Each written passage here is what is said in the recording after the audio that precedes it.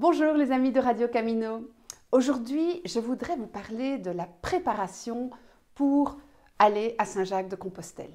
Alors, je ne vais pas du tout vous parler de préparation physique, ni même de préparation mentale, et encore moins de comment faire son sac ou d'aspect logistique. Je vais vous parler de ce qui est vraiment important de préparer dès maintenant, alors que vous avez peut-être décidé de partir dans 3 ou dans 6 mois. La première étape, c'est de décider de partir à une date précise et de faire un premier pas symbolique.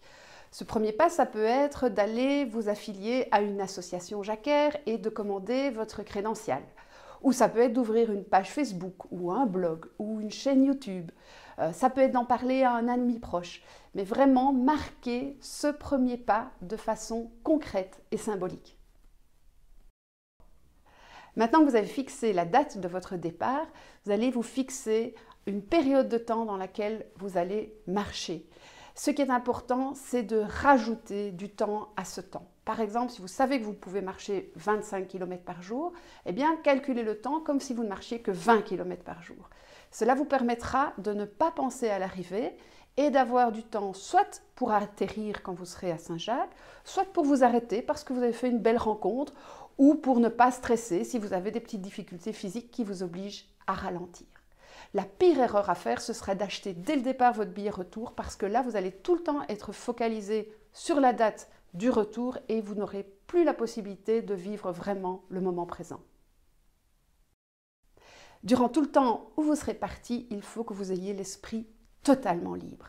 Et ça se prépare dès maintenant. Il faut vraiment que vous n'ayez pas d'obligation sur le plan professionnel, et ça c'est peut-être une des choses les plus compliquées à prévoir. Donc prévoyez un remplaçant, prévenez bien votre entreprise pour qu'elle mette en place tout ce qu'il faut pour que vous soyez absolument pas nécessaire pendant votre voyage. Et puis vous allez devoir faire la même chose auprès de vos proches, que ce soit vos enfants ou vos parents s'ils sont plus âgés ou votre conjoint.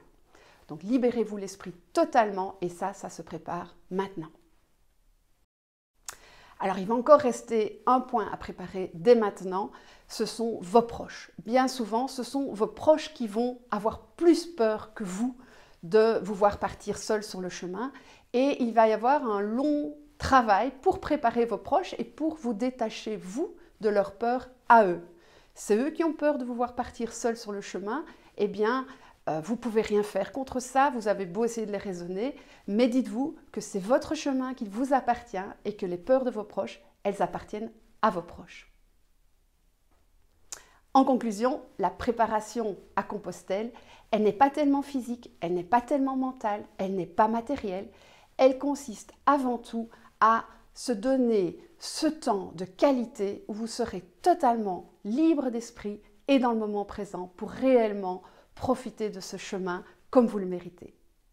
À très bientôt et merci de m'avoir écouté.